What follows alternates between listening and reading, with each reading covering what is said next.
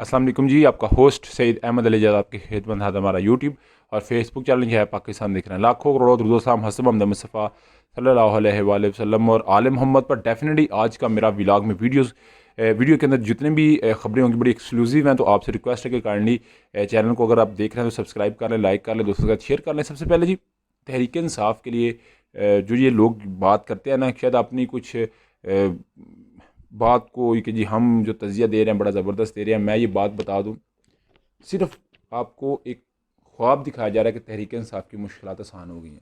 तहरीक इंसाफ की मुश्किलात आसान नहीं, बल्कि आते जैसे सिलेक्शन करीब आएगा ना, 30 नवंबर तक, ये डेट याद रखिएगा, मज़ीद सख्तियाँ होंगी।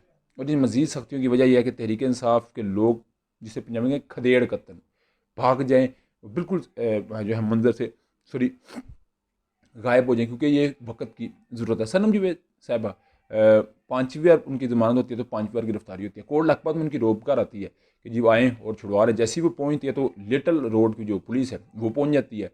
और इस दफ़ा कहा जा रहा है कि 9 मई का वाक़या नहीं उसके ऊपर डाला गया, इस दफ़ा कोई बड़ा संगीन किस्म का मुकदमा उनके ऊपर दर्ज किया गया। तो जो सनम जावेद साहबा उनको एक दफ़ा फिर गिरफ्तार कर लिया, पहली बार। दूजी जी खतीजा शाह साहबा, और आप जानते हैं कि वो जो अंदलीब अब्बास है, जो नबी तहरीक इस्तेहकाम पाकिस्तान पार्टी ज्वाइन की है, उनके साथ वो गाड़ी के ऊपर थी, उन गाड़ी के अंदर पूरी एक वीडियो थी।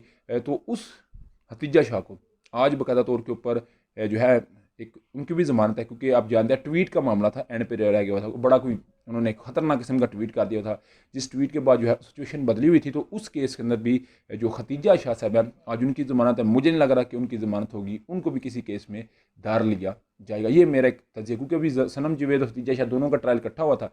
सनम जावेद साहबा की पहले गिरफ्तारी हुई थी, खतीजा शाह की बाद में हुई थी, तो इसलिए ये मामला बनता है।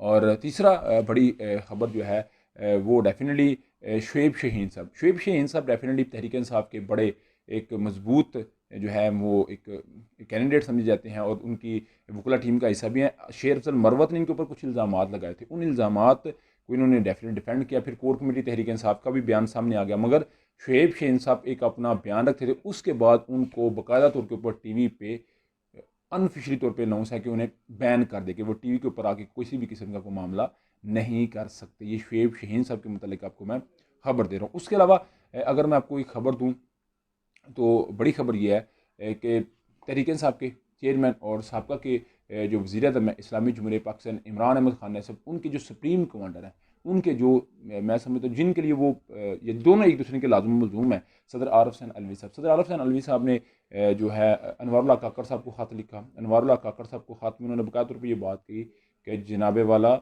आपसे दरख्वास्त है कि जो ख़वातीन की गिरफ़्तारी है इसके ऊपर आपको नोटिस लें।